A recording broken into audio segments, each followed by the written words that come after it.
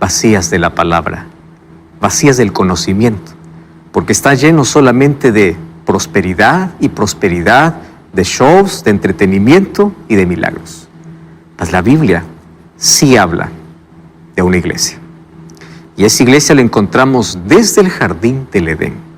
Dios estableció su iglesia allá en el Edén. Mas a partir del capítulo 4 en adelante, encontramos que la iglesia ya se divide en dos grupos. Tanto así que en el capítulo 6 encontramos los hijos de Dios y las hijas de los hombres.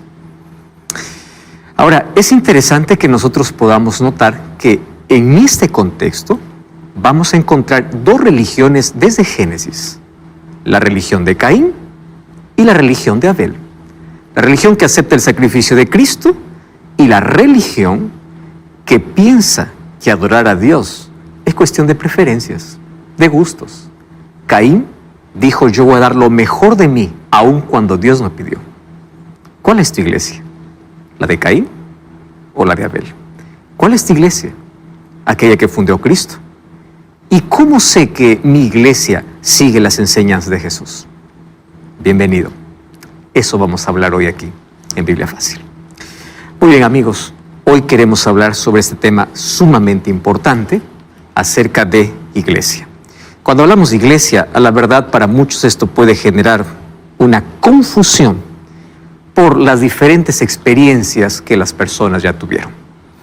Mas antes de poder adentrarnos ya en el tema, yo quiero ofrecer el curso bíblico En Busca de la Verdad, porque aquí vamos a encontrar, tomando como base bíblica, las principales creencias o doctrinas que la Biblia presenta. Puedes solicitar este curso a través del WhatsApp más 5512-9810-1460, o también puedes ingresar a estudielabiblia.com y allí puedes solicitar el material y es totalmente gratis. Vamos entonces al tema de hoy y vamos a orar antes de poder abrir la Biblia. Querido Dios, colocamos nuestro corazón en tus manos para que tú puedas iluminar nuestra mente con tu palabra, que pueda traernos luz, que podamos aceptar esta verdad en el nombre de Jesús. Amén. Hoy hablaremos lo que la Biblia enseña acerca de iglesia.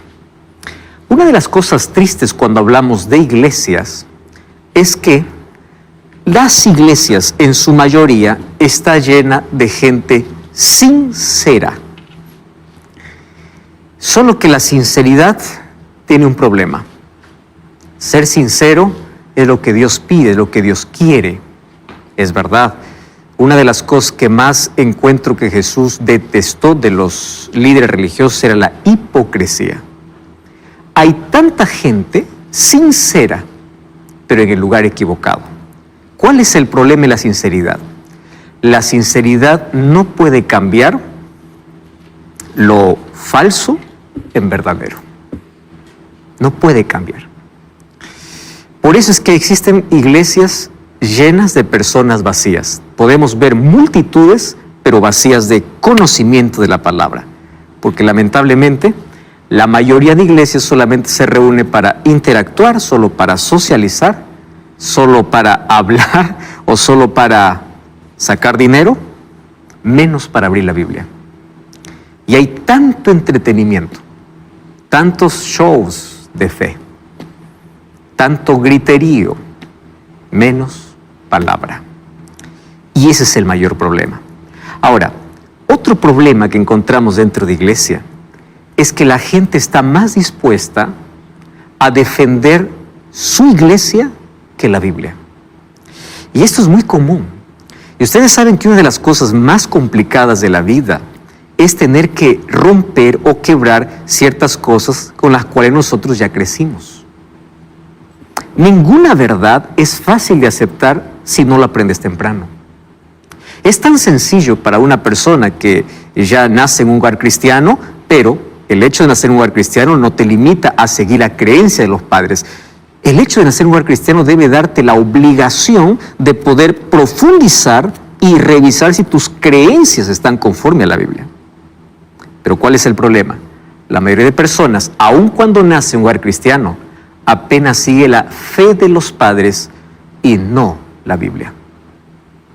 Por eso es cuando yo pregunto a varias personas y digo, ¿por qué eres de tal iglesia?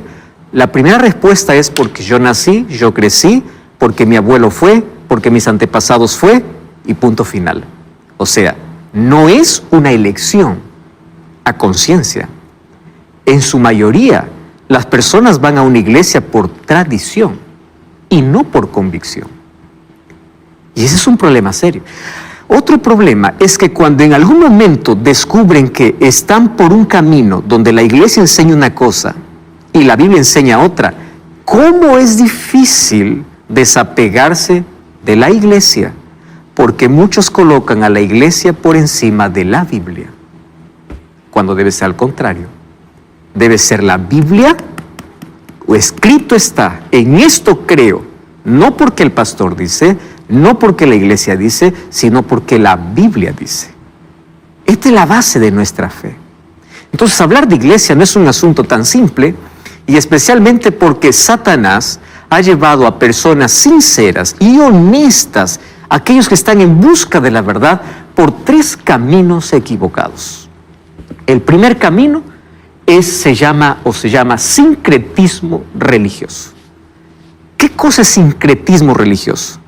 Intentar mezclar la palabra con la tradición, la verdad con un poco de mentira. Lo que dice la Biblia con un poquito de lo que habla el pastor, aunque no esté en la Biblia. De colocar una gota de veneno en un vaso de agua. 99% tiene agua, pero 1% de veneno, pero es suficiente para matar. Entonces, el sincretismo se ve en todo, en la mayoría de iglesias, la mezcla entre teología y filosofía. Es impresionante. En la mayoría de los púlpitos se toma la Biblia, se abre la Biblia, pero se predica filosofía. Porque más peso tiene la filosofía griega que el texto bíblico. Más peso tiene lo que dijo un padre de la iglesia que lo que dijo un profeta. Más peso tiene lo que dice el pastor que lo que dice Dios. Ese es un serio problema. En Hechos capítulo 17, versículo 11, dice que cuando Pablo llegó a Berea, los bereanos dice que eran más nobles que los de Tesalónica, porque ellos iban a la Escritura para comprobar si aquello que escuchaban era la verdad. Esa es nuestra noble tarea. Mi tarea no es aceptar una verdad porque alguien lo dice. Mi tarea es aceptar una verdad porque la Biblia lo dice. Si alguien me viene con el mejor argumento, pero si no tiene un sustento bíblico, queda en argumento. No sirve para mi vida. Queda en lo bonito que puede expresarse, pero no sirve para mi fe. Porque mi fe tiene que estar sustentada en la Biblia. Primer camino, sincretismo. Segundo camino, relativismo. ¿Qué es el relativismo?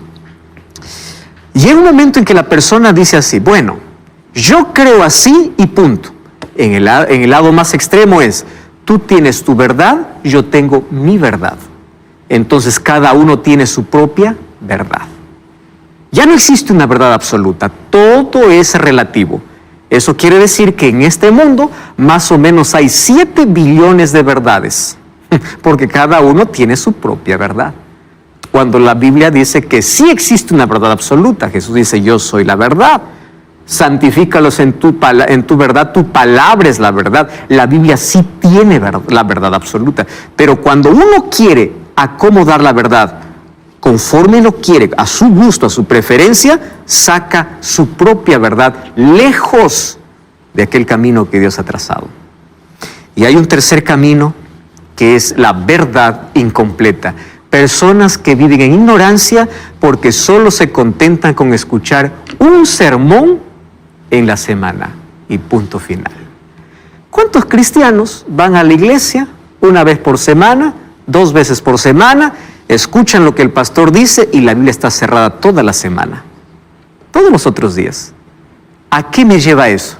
A solo alimentarme con lo que el pastor habla, y eso está bien, el pastor habla y me alimenta, eso es correcto. El asunto es, yo compruebo todo lo que él dice, ¿Por qué yo tengo que creer todo si es que Él apenas me presentó un texto bíblico y no me presentó la verdad a través de toda la Biblia? Y hay muchos, obviamente, que solamente en los púlpitos hablan solo amor de Jesús, solo evangelios, solo las parábolas. Pregunto, ¿y dónde están las profecías? ¿Y dónde está la justicia de Dios? ¿Y dónde está la ley de Dios? ¿Y dónde está el juicio de Dios? Si está la gracia, ¿dónde está la justicia? Si están los evangelios, ¿dónde está la profecía? Porque la profecía también forma parte de la Biblia. ¿Por qué muchas personas tienen miedo a abrir a Daniel o Apocalipsis?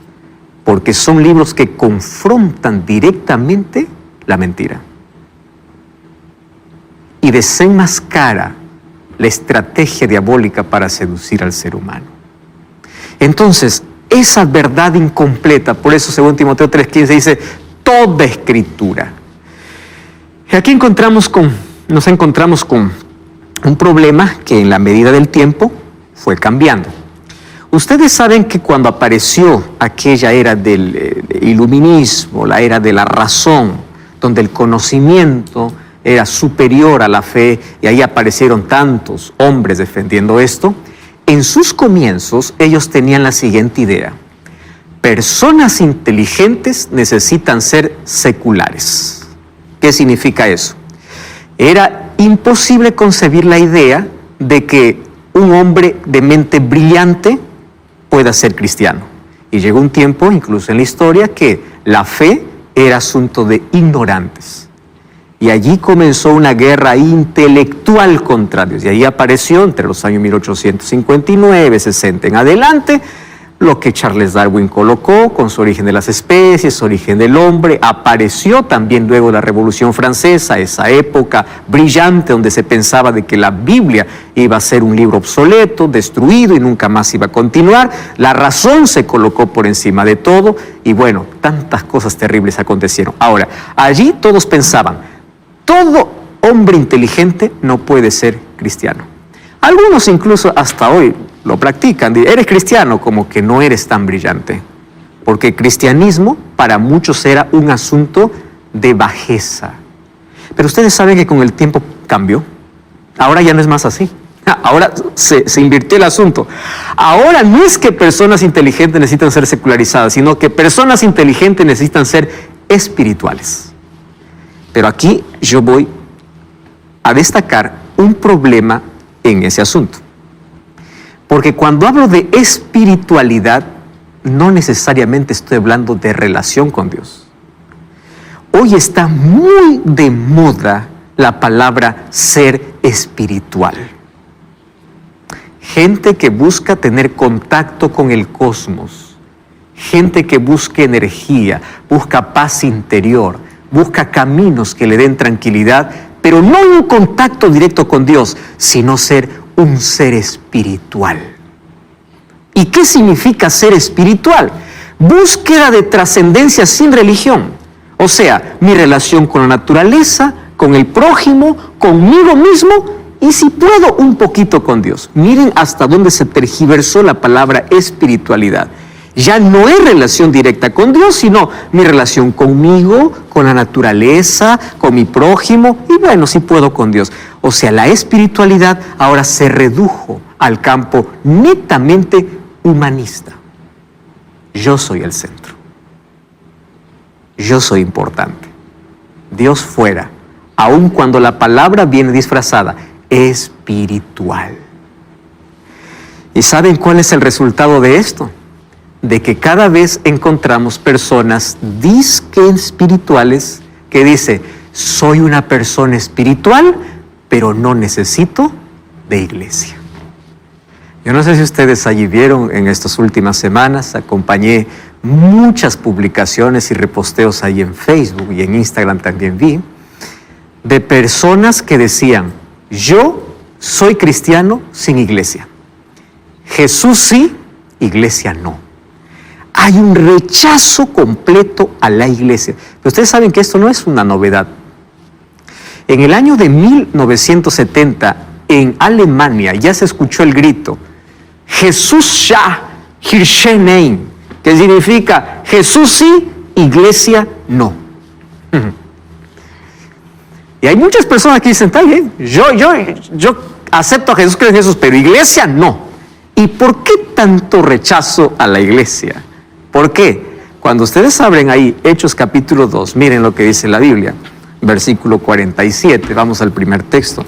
Cuando los discípulos estaban allí reunidos y allí vino el Espíritu Santo sobre ellos, dice así, desde el versículo 46, perseverando unánimes cada día. ¿Dónde dice que estaban ellos perseverando?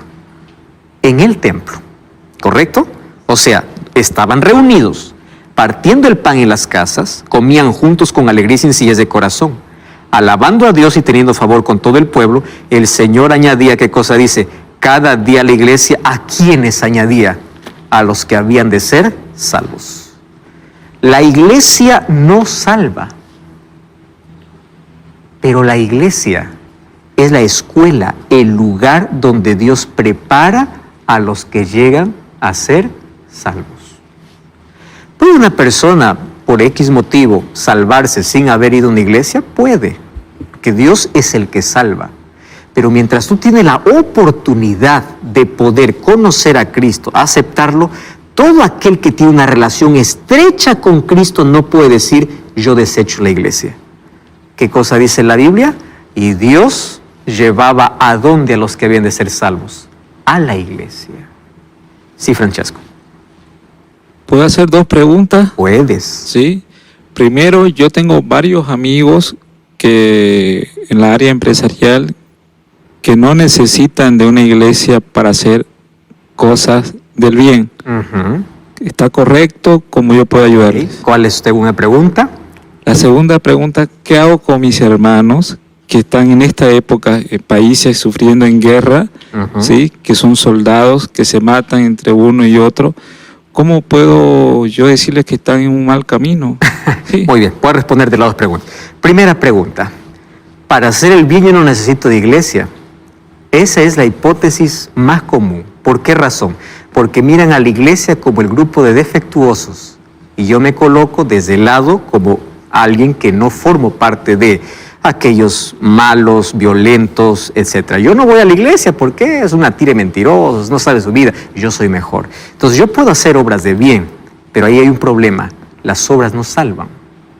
Yo puedo ser el más generoso, ¿qué cosa dice el libro de 1 Corintios 13? Puedo dar mi cuerpo para ser quemado, puedo entregar todos mis bienes, pero si no tengo amor, el amor tiene su fundamento en Dios, y cuando yo voy a Dios, Dios me conduce a través de su iglesia. Entonces yo puedo hacer el mayor sacrificio del mundo y eso no me salva. Por eso el decir, yo puedo hacer toda obra de bien, sin iglesia puedes hacer, pero eso no te salva.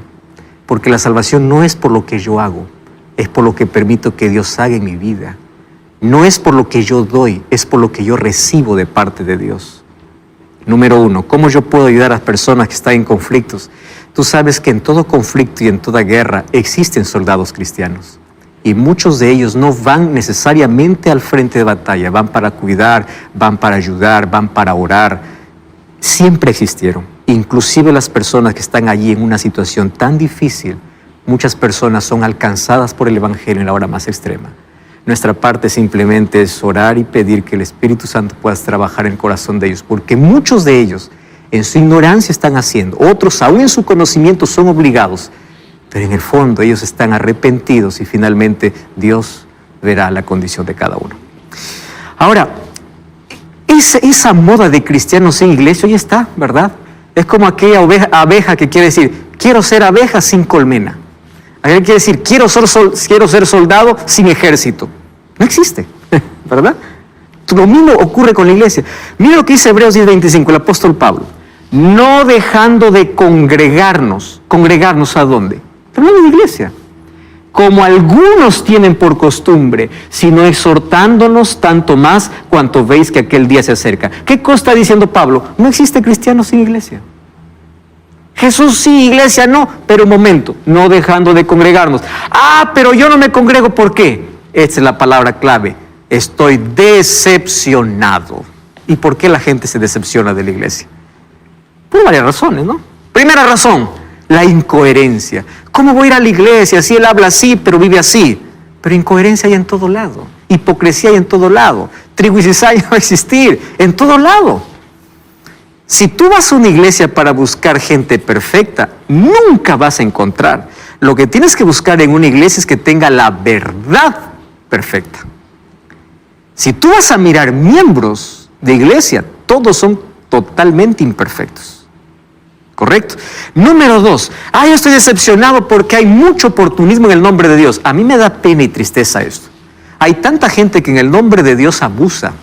Existe y existió en la historia. En nombre de Dios, en la Edad Media, se cometieron las peores masacres. Existe. Y eso ya estaba en la profecía. En nombre de Dios hay manipulación, sí. En nombre de Dios la gente abusa del pobre, sí. Pero eso no significa que Dios tenga su iglesia. Que haya gente que manche el honor de la iglesia es otra cosa.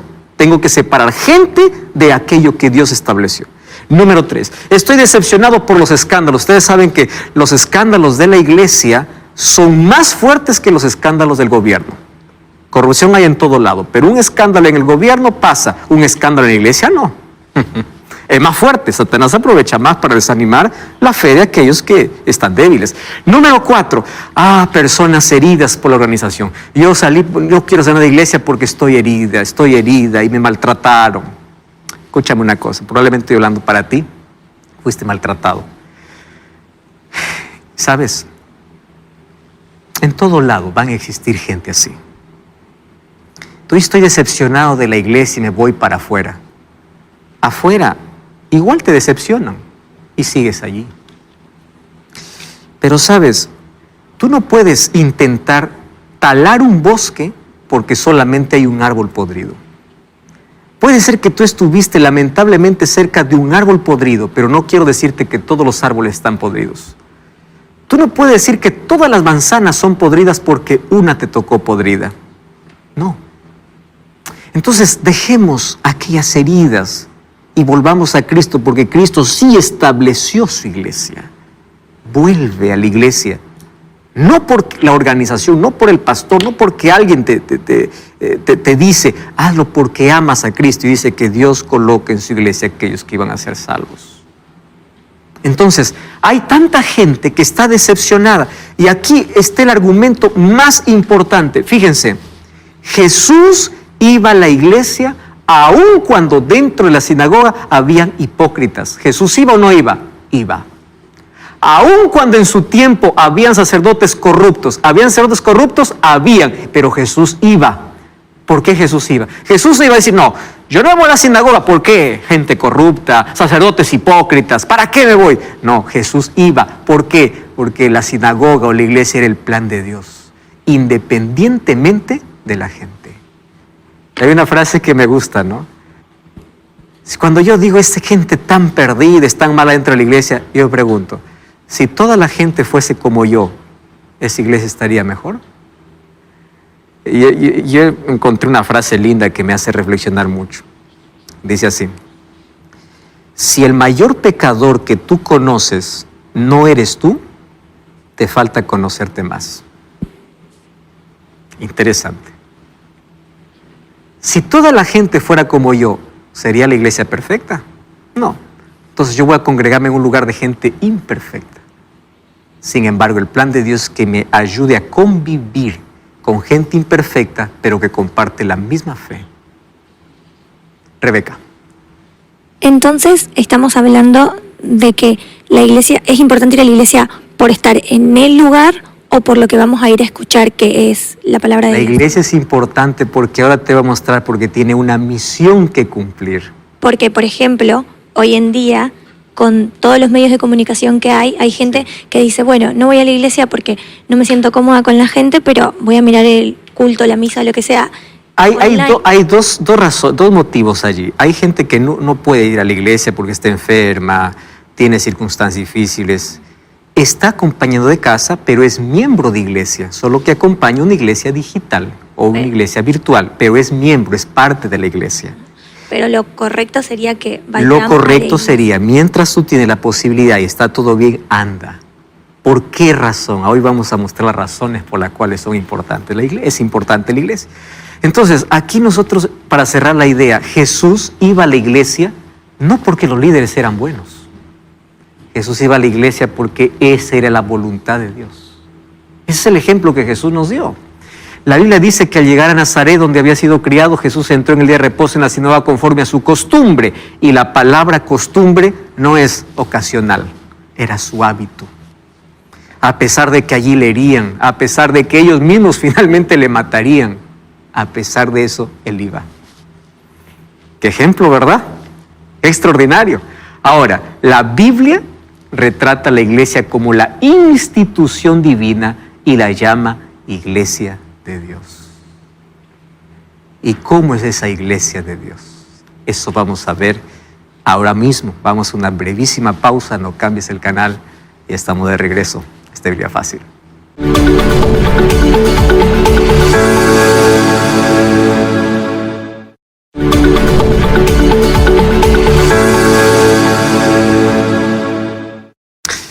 Muy bien, estamos hablando acerca de la iglesia como institución divina. Yo coloqué aquí 3 textos, Hechos, 1 Corintios y Mateo. Vamos al primer texto, Hechos capítulo 20, versículo 28.